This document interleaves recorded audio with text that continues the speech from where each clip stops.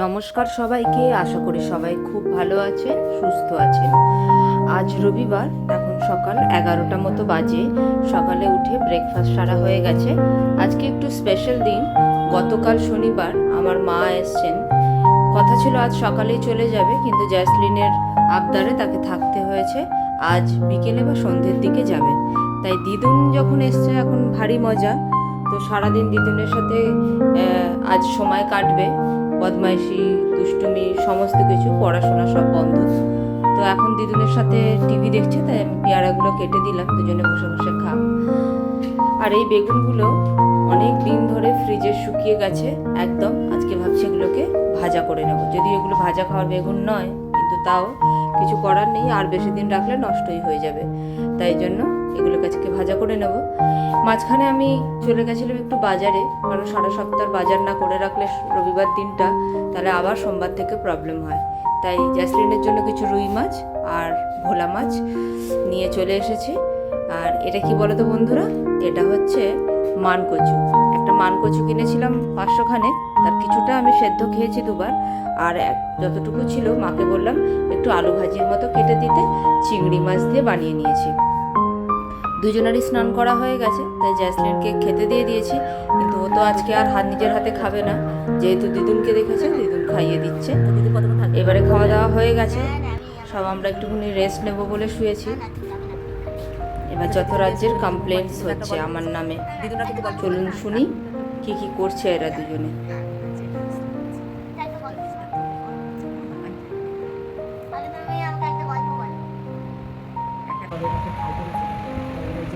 গত 1 লাখ থেকে পার হয়ে গেছে, কেন হয়তো বড় ছিল। এবারে ল তো পারে যাবে, ল বলছে আমি তো ছোটো, আমি কী করে এবার পারো রায় আমার বলে ল করে তুলে নিল গ, আর ল কয় করে ল করে প উঠে গেছে, তাহলে কী হলো মজা গল্পটা তারপরে শেষ। আরেকটা গল্প বল। সত্যি সত্যি না, যখনই করবে খালি তুই আমাকে একটা ফোন করবি। শুধু ওই ফোনটি দিয়ে তুই আমার নাম্বারটা কি জানিস? আমার নাম্বারটা পুরো ডায়েরিতে লিখে রাখবি। আর এগুলো যেই করবে তুই খালি বাথরুমে যাচ্ছি বলে যাবি, দিয়ে আমাকে একটা ফোন করবি। যদি বলে যে এই কি করছিস বাথরুমে, ফোন কাটছিস, বলবি আমি টয়লেট করতে এসেছি। ফোনটা কই দে। তোকে কিছু বলতে হবে না, তুই শুধু ফোনটা টিপে আমাকে একটা মিস কল দিবি, ঠিক আছে? মনে থাকে যেন।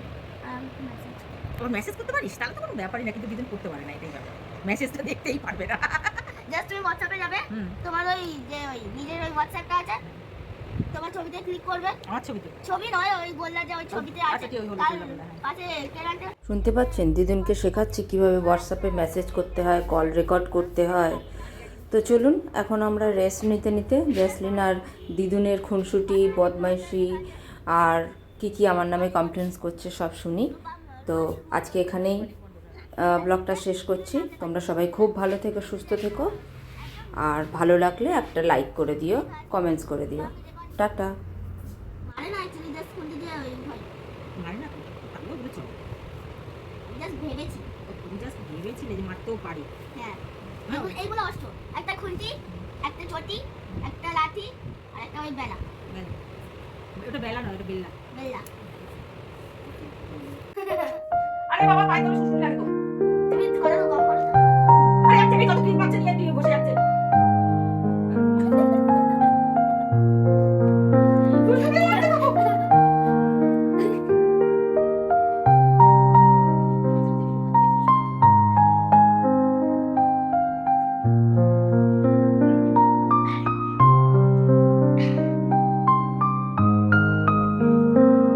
দেখি ঝান্ডালে খুলে যায়। এইভাবে যদি ক্রিম মাখাস,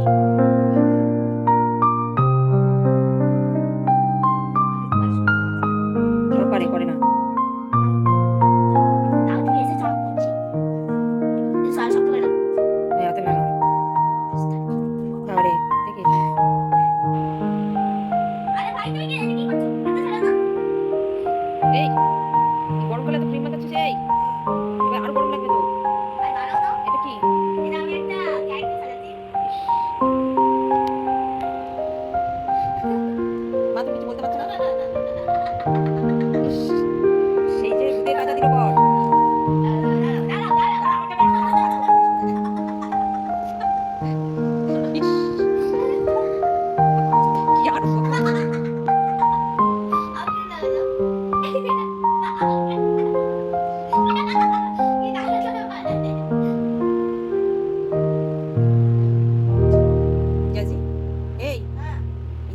লাগিয়েছিস আমাদের ক্যারেক্টার